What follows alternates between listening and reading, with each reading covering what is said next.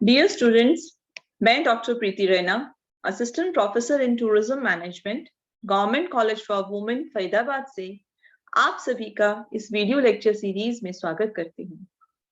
Emerging trends का paper के अंदर आज का हमारा टॉपिक है facilities available for mice in India.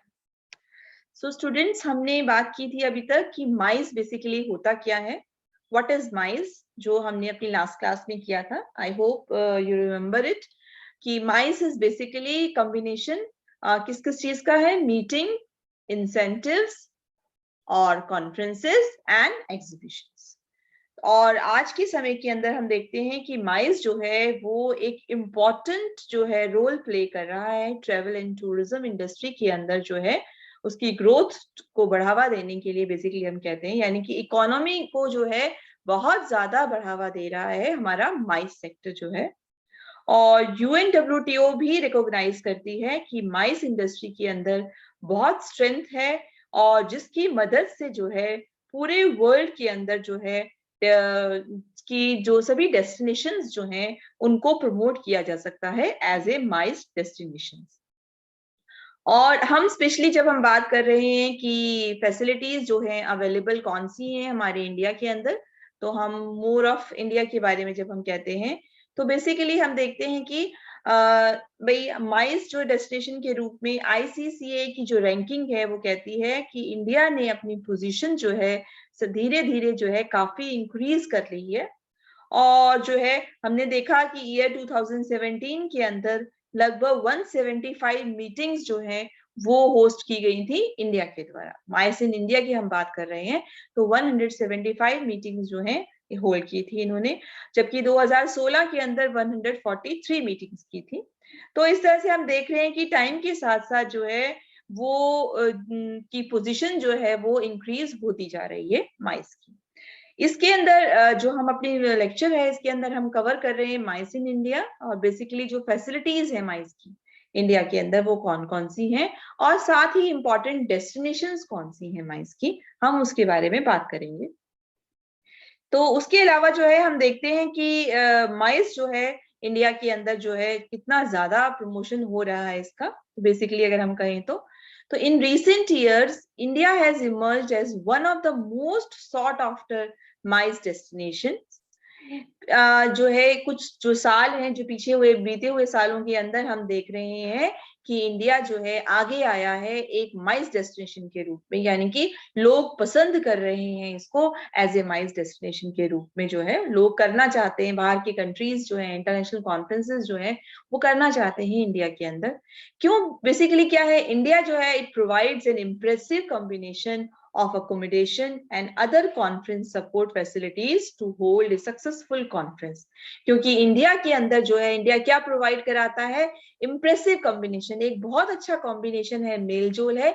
यहाँ पर रहने की सुविधाएं, अकोमोडेशन यानी हमारा होटल सेक्टर, और साथ साथ जो कॉन्फ्रेंस के लिए जो फैसिलिटीज की आवश्यकता होती है कॉन्फ्रेंस के सपोर्ट के लिए जो है वो बहुत ही जो है बेहतरीन यहाँ पर अवेलेबल है।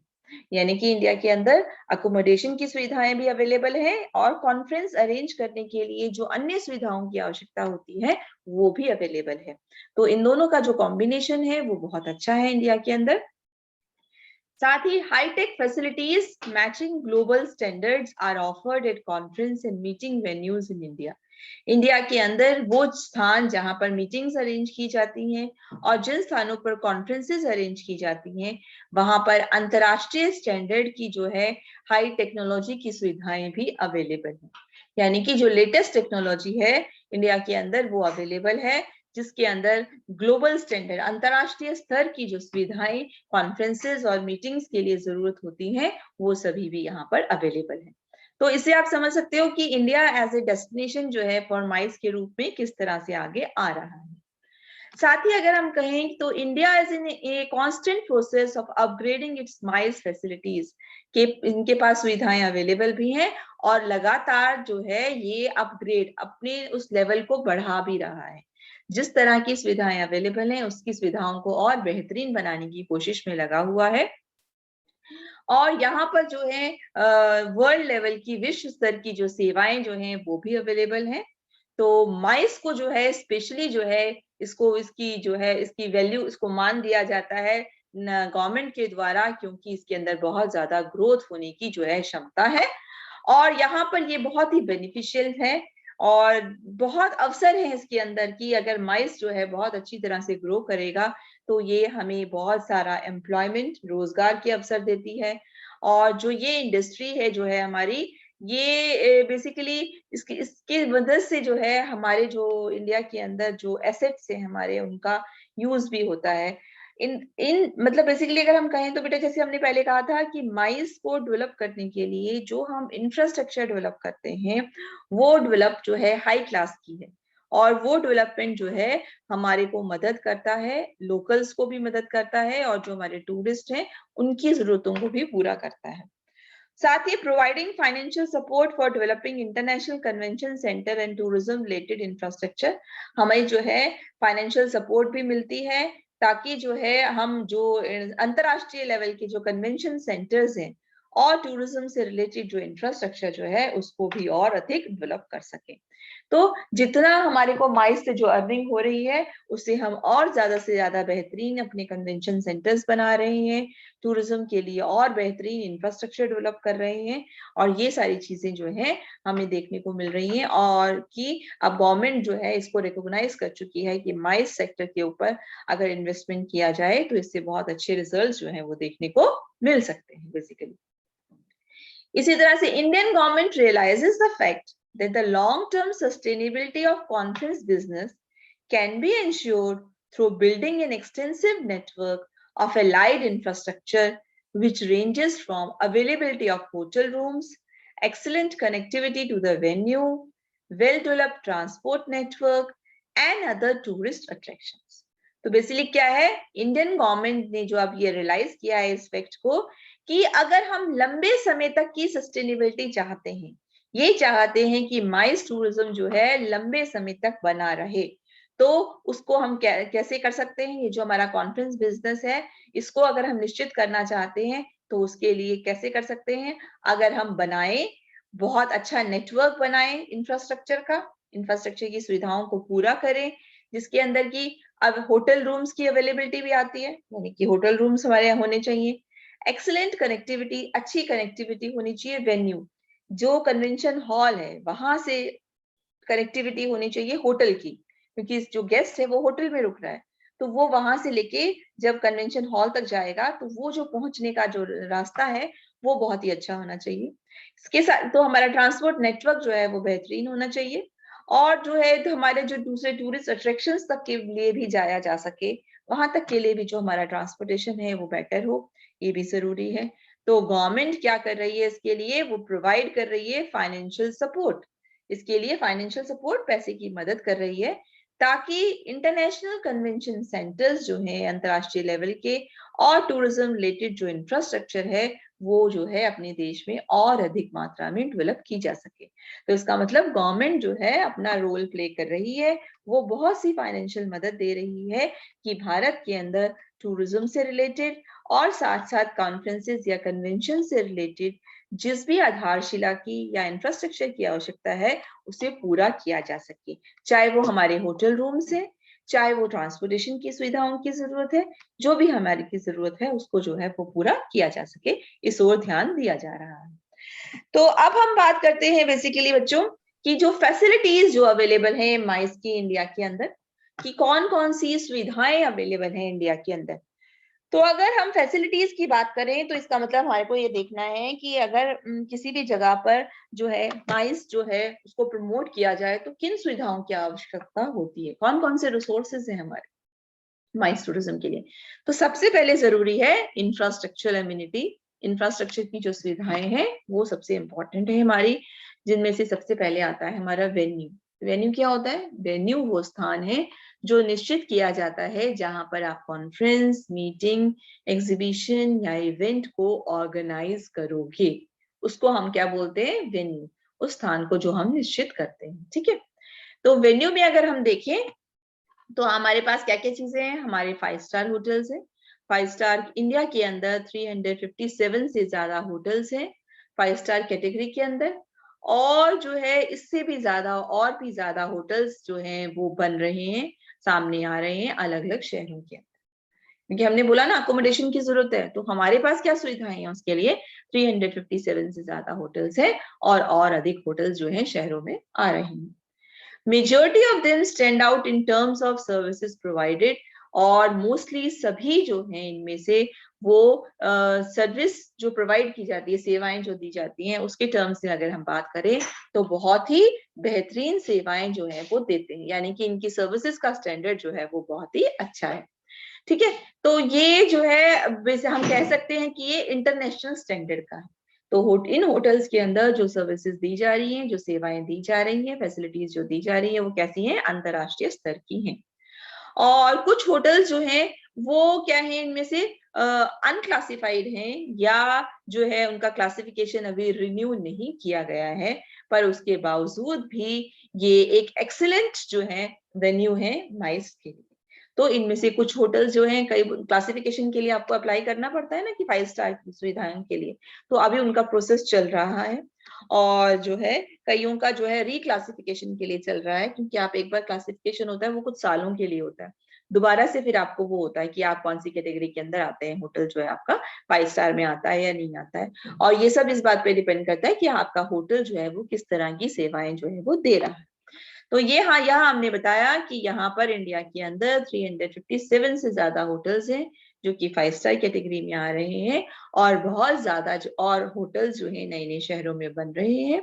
जो मेजॉरिटी ऑफ जो होटल्स हैं वहाँ की जो सेवाएं हैं वो इंटरनेशनल स्तर की है। ठीक है, और ये एक बहुत ही अच्छा वेन्यू जो है माइस के लिए। तो माइस के अगर हमने कुछ अरेंज करवाना है, कोई कॉन्फ्रेंस, कोई इवेंट कराना है, तो उसके लिए 5 स्टार होटल एक अच्छा वेन्यू है, स्थान है। हमारे 4 स्टार होटल्स भी हैं इंडिया में, 278 से अधिक जो 4 स्टार कैटेगरी के होटल्स हैं, और इससे ज्यादा जो है और भी आगे डेवलप हो रहे हैं। इनमें से कुछ होटल्स जो हैं वो अनक्लासिफाइड हैं, या अभी उनका क्लासिफिकेशन रिन्यू नहीं हुआ है, पर उसके बावजूद भी वो एक अच्छा वेन्यू है। तो क्योंकि कई बार जो है आपकी कॉन्फ्रेंस डिपेंड करता है कि किस लेवल की है, कितने लोगों की है, तो कई बार अब वो कंपनी जो ऑर्गेनाइज करा रही है कॉन्फ्रेंस, वो 4 स्टार कैटेगरी का होटल भी मांग सकती है, 5 स्टार कैटेगरी का भी मांग सकती है, किसी भी तरह का। वो डिपेंड करता है कि उनकी मीटिंग किन लोगों की है, उस पर डिपेंड करता है। तो हमारे पास सुविधाओं में सबसे पहला क्या है, वेन्यू, राइट। दूसरी बात हम करते हैं, अब हमारी सुविधाएं हैं कन्वेंशन। कन्वेंशन जो है, कन्वेंशन हॉल या कन्वेंशन सेंटर्स जो है हमारे पास में, तो हमारे पास 69 कन्वेंशन सेंटर्स हैं जो कि इंडिया के अंदर लोकेटेड है, और each having the possibility of hosting world class event. और 69 कन्वेंशन सेंटर्स जो हैं उनके अंदर वो इस तरह के हैं कि वो विश्व स्तर के जो इवेंट्स हैं वो ऑर्गेनाइज करा सकते हैं, यानी कि उनका लेवल जो है इस तरह का है। ठीक है, और ये क्लियर हो गया। तो ये इंफ्रास्ट्रक्चरल जो एमिनिटी जो है, ये उसमें हमें पता चल रहा है इवेल्युएशन करने के बाद में कि हमारे पास 69 कन्वेंशन सेंटर्स जो हैं वो अवेलेबल है। क्लियर है। चलिए, अब हमारे को और क्या फैसिलिटीज चाहिए, एजुकेशनल इंस्टीट्यूट्स। तो एजुकेशनल इंस्टीट्यूट्स में हम देखते हैं कि लगभग 1500 एजुकेशनल इंस्टीट्यूट्स हैं जो लोकेटेड है इंडिया के अंदर, और उनके अंदर बड़े बड़े सेमिनार हॉल्स हैं जिनके अंदर की पॉसिबिलिटी है वहां पर इवेंट ऑर्गेनाइज कराया जा सकता है, जिस इवेंट के अंदर 100 या 100 से अधिक डेलीगेट्स, गेस्ट जो हैं आए, वो हम कहां पर भी ऑर्गेनाइज करा सकते हैं, जो हमारे एजुकेशनल इंस्टीट्यूट है जिनमें बड़े बड़े सेमिनार हॉल्स है वहां पर भी करा सकते हैं। तो ये भी हमारा इंफ्रास्ट्रक्चर का ही हिस्सा है, इंपॉर्टेंट एजुकेशनल इंस्टीट्यूट। क्लियर हो गया बच्चों, ये वाला बात दोबारा रिपीट कर रही हूँ इसको। जो फैसिलिटीज अवेलेबल है माइस की इंडिया के अंदर, उनमें सबसे पहले हो गया हमारा वेन्यू जहां पर आप ऑर्गेनाइज करा रहे हो। तो हमारे इस वेन्यू में हमारे 5 स्टार होटल्स भी आते हैं और हमारे 4 स्टार होटल्स भी आते हैं, जो कि कुछ क्लासिफाइड हैं और कुछ अभी क्लासिफाइड नहीं है, पर फिर भी उस लेवल की सुविधाएं जो है वो प्रोवाइड करा रहे हैं, अंतरराष्ट्रीय लेवल की। साथ ही हमारे कन्वेंशन सेंटर्स हैं, जो 69 कन्वेंशन सेंटर्स हैं जो इंडिया के अंदर लोकेटेड है, और जो है ये इनके अंदर ये काबिलियत है कि वर्ल्ड लेवल के जो है इवेंट्स ऑर्गेनाइज करा सकते हैं। इसके अलावा जो हमारे एजुकेशनल इंस्टीट्यूट्स हैं जो लगभग 1500 के करीब हैं, बड़े लेवल के जो इंस्टीट्यूट्स हैं, वहां पर बड़े बड़े सेमिनार हॉल्स हैं जहां पर कि हम जो है हमारे डेलीगेट्स को, गेस्ट को जो है बुला सकते हैं। अगर उनकी संख्या 100 या थोड़ी 100 से अधिक है तो उनके लिए हम इवेंट यहाँ पर भी ऑर्गेनाइज कर सकते हैं। अगली बात हम करते हैं कि जो फैसिलिटीज हैं माइस की इंडिया के अंदर, वो है हमारी कनेक्टिविटी। हमने बात की थी कनेक्टिविटी की होनी जरूरत है। कनेक्टिविटी जब वो अपने देश से हमारे देश तक पहुंचेगा, वहां तक के लिए क्या कनेक्टिविटी है, तो उसके लिए है सबसे पहले है एयरपोर्ट। इंडिया के अंदर 27 इंटरनेशनल और 48 डोमेस्टिक एयरपोर्ट्स अवेलेबल हैं, और मेजोरिटी ऑफ देम जो है उनको जो उनका लेवल जो है अपग्रेड किया गया है, ठीक है, जिससे कि उनको जो देखने में बहुत ही सुंदर है। वहां पर मॉडर्न जो है सुविधाएं, एम्यूनिटीज अवेलेबल हैं हर कॉर्नर के अंदर। तो यानी कि जो हमारे एयरपोर्ट्स हैं उनको बहुत ही अच्छा, उनको दोबारा से जो है उनका लेवल इंक्रीज किया गया है, और जिनके अंदर हर तरह की सुविधाएं जो है वो अवेलेबल है।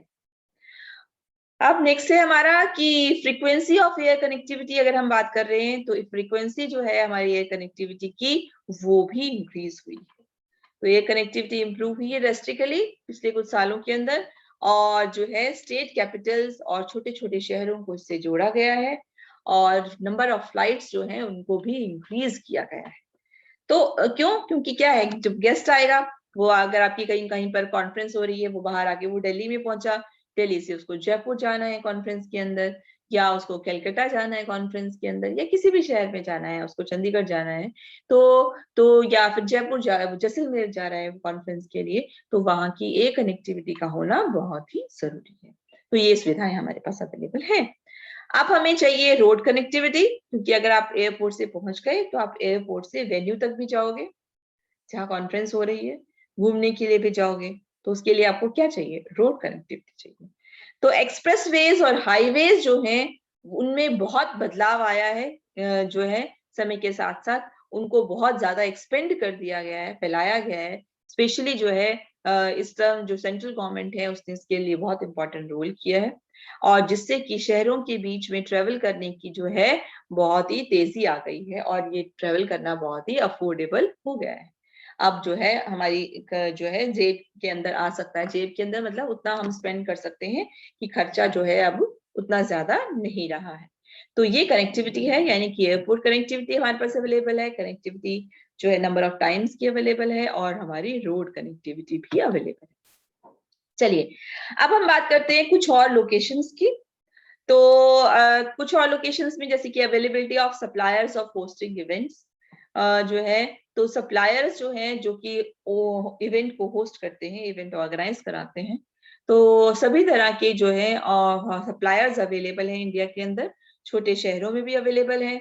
और ये जो सप्लायर्स हैं प्रोफेशनल हैं, उनको मतलब जो है अच्छी तरह से काम करना आता है।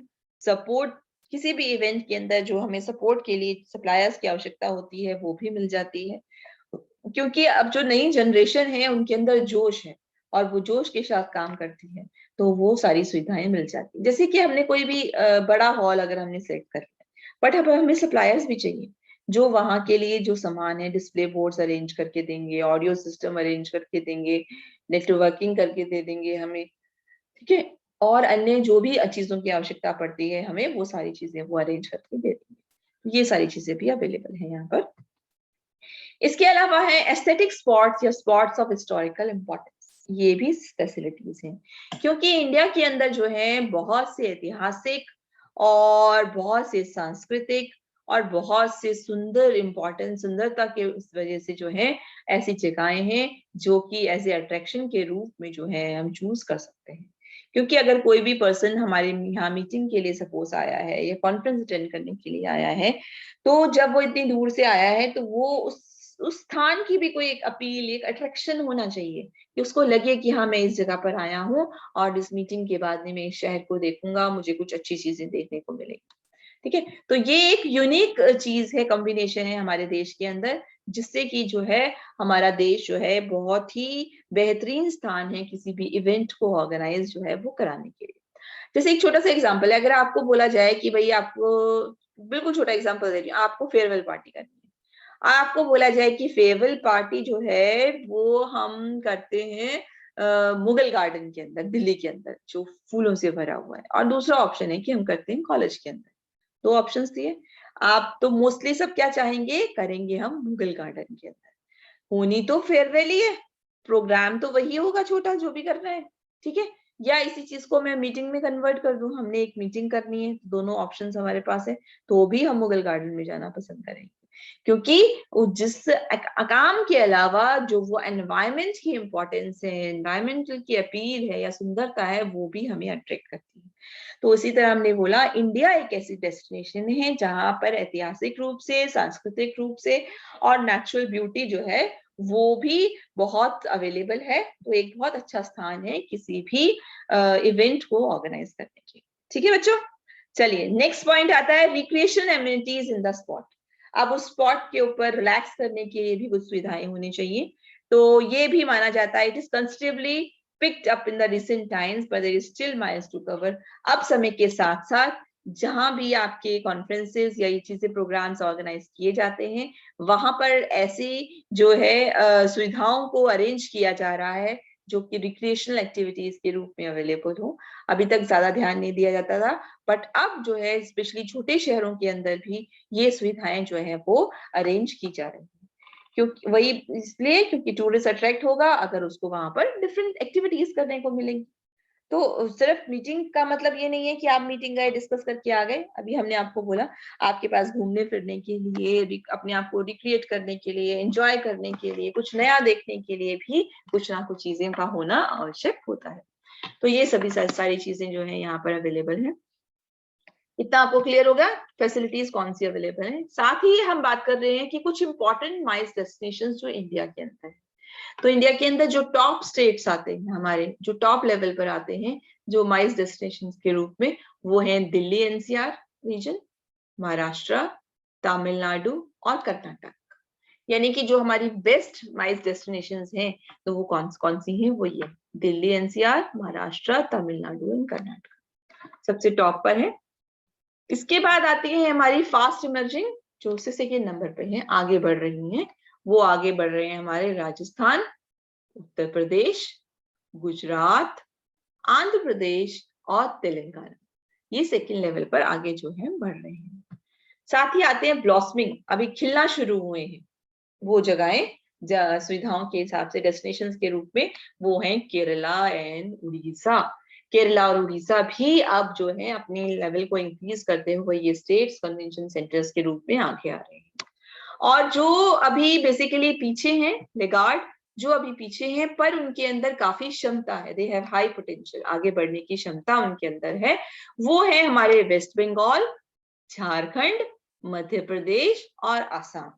यानी कि अभी पीछे हैं पर इनके अंदर क्षमता है, यानी यहाँ सुविधाएं अवेलेबल हैं, हो रही हैं, तो ये भी अब लिस्ट के अंदर आगे आ जाएंगे। तो ये एक बार फिर रिपीट कर रही हूँ कि सबसे फास्ट इमर्जिंग कौन कौन सी डेस्टिनेशन है हमारी, राजस्थान, उत्तर प्रदेश, गुजरात, आंध्र प्रदेश और तेलंगाना। तो ये चीज आपको बच्चों क्लियर हो गई कि हमारे यहाँ क्या क्या क्या फैसिलिटीज अवेलेबल है, माइस टूरिज्म कैसा है इंडिया के अंदर, और कौन सी डेस्टिनेशन जो है आगे जो है हमारे इसमें आ रही है। चलिए अब हम बात करते हैं इसके दूसरे लेवल की, कुछ हम कॉन्फ्रेंस सेंटर्स जो हैं उनके बारे में बात कर रहे हैं। जैसे कि हमारा बैंगलोर का इंटरनेशनल एग्जीबिशन सेंटर है बैंगलोर के अंदर, ठीक है। तो ये सेंटर बहुत ब्यूटीफुल है, अच्छे सा लैंडस्केप इसका बना हुआ है, सुंदर है, और ये सभी इंडस्ट्रीज की एग्जीबिशंस यहाँ पर अरेंज हो सकती हैं, कॉन्फ्रेंसेस भी अरेंज हो सकती हैं, और किसी प्रोडक्ट को जो है दिखाना है, लॉन्च करना है, और या ट्रेनिंग प्रोग्राम ऑर्गेनाइज कराने हैं, वो भी अरेंज हो सकते हैं। तो बैंगलोर इंटरनेशनल एग्जीबिशन जो है वो सभी इंडस्ट्रीज के टाइप की एग्जीबिशंस जो है यहाँ पर अवेलेबल, यहाँ पर जो है कराई जा सकती हैं, कॉन्फ्रेंसेस कराई जा सकती हैं, प्रोडक्ट्स को डिस्प्ले करना कराया जा सकता है, ट्रेनिंग प्रोग्राम्स भी अरेंज किए जा सकते हैं। क्योंकि ये जो हमारा एग्जीबिशन सेंटर है ये 34 एकड़ के अंदर एरिया के अंदर फैला हुआ है, और इस एग्जीबिशन सेंटर के अंदर it is equipped with latest technology, इसके अंदर सारी लेटेस्ट टेक्नोलॉजी की चीजें या एमिनिटीज सुविधाएं अवेलेबल हैं, ठीक है। और ये माना जाता है कि इंटरनेशनली जो है मोस्टली सबसे ज्यादा जो एग्जीबिशन सेंटर माना जाता है इंडिया के अंदर, कोई भी चाहता है ये अपना एग्जीबिशन करवाना तो वो सबसे पहले चाहता है बैंगलोर इंटरनेशनल एग्जीबिशन सेंटर जो है उनको वेन्यू के रूप में मिलना चाहिए। ये जो है बेसिकली यहाँ पर 40,000 स्क्वायर मीटर जो कवर्ड स्पेस है हाउसिंग जिसके अंदर की जो है एस्थेटिकली या फंक्शनल डिजाइंड एग्जीबिशन हॉल भी है यहाँ पर। तो एक क्या है, बहुत ही सुंदर जो है डिजाइन्ड एग्जीबिशन हॉल भी अवेलेबल है इसके अंदर। और each of the hall, her hall के अंदर पूरा एयर कंडीशनर लगा हुआ है, और जो रूफ्स जो हैं वो इस टाइप की बनी हुई है, छतें जो हैं कि वो बहुत स्पेशियस फीलिंग देती हैं, खुलापन देती हैं। तो छत जो है काफी ऊंची है, तो अगर हमारी किसी भी हॉल की छत जो है उसकी ऊंचाई ज्यादा होती है तो रूम जो है काफी बड़ा लगना शुरू हो जाता है। तो ये खास बात है हमारे बैंगलोर इंटरनेशनल एग्जीबिशन सेंटर की। अगला है हमारा बिस्वा बंगला कन्वेंशन सेंटर। बिस्वा बंगला कन्वेंशन सेंटर जो है ये काफी जो बड़े लार्जेस्ट कन्वेंशन सेंटर्स में से है साउथ एशिया के अंदर, और इसका इनॉग्रेशन 2017 में हुआ था। तो और इसलिए ये जो है कोलकाता को जो है माइस डेस्टिनेशन के रूप में आगे लाने के लिए कोलकाता के अंदर ये सेंटर बना हुआ है। ये कन्वेंशन सेंटर जो है 10 किलोमीटर की दूरी पर है नेताजी सुभाष चंद्र इंटरनेशनल जो एयरपोर्ट है, यानी कि एयरपोर्ट से सिर्फ 10 किलोमीटर की दूरी पर है, और डीजी ब्लॉक के अंदर एरिया में है, अवेलेबल है। और कोलकाता वेस्ट बंगाल के अंदर ये कन्वेंशन सेंटर जो है 3000 सीटर है, इसमें 3000 लोग जो है बैठ सकते हैं मेन हॉल के अंदर।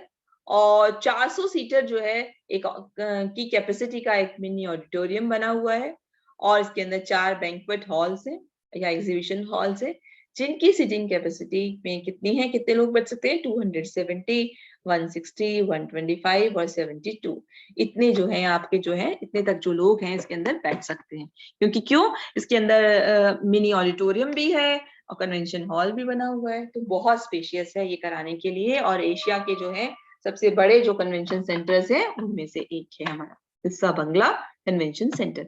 इसी तरह से इसका जो प्लॉट एरिया है जो है लगभग बिस्वा बंगला कन्वेंशन सेंटर का 40,470 स्क्वायर जो है मीटर का है, और वेस्ट बंगाल हाउसिंग इंफ्रास्ट्रक्चर जो डेवलपमेंट कॉर्पोरेशन लिमिटेड है उसने इसको बनाया है। गवर्नमेंट जो है वेस्ट बंगाल की जो है वो इस कन्वेंशन सेंटर को चलाती है, गवर्नमेंट के द्वारा चलता है, और बहुत सारे 5 स्टार और 5 स्टार डीलक्स होटल्स जो हैं अवेलेबल हैं आसपास में, जैसे कि नोवोटेल कोलकाता होटल, और रेजिडेंसीज है, स्विस होटल है कोलकाता के अंदर, नियोशिया विजिटा है, हयात रिजेंसी है, और आईटीसी सोनार है, मेरिट कलकत्ता है, और ये सभी होटल्स जो हैं इसके नजदीक अवेलेबल हैं। यही चीज उसको खास बात बनाती है, किसी भी कन्वेंशन सेंटर या वेन्यू को खास क्या बनाता है कि एक तो वो इंटरनेशनल एयरपोर्ट से कितनी दूरी पर है, साथ में जो है अकोमोडेशन की जो होटल जो है उनका सिटिंग जो है वो कितनी दूरी पर है।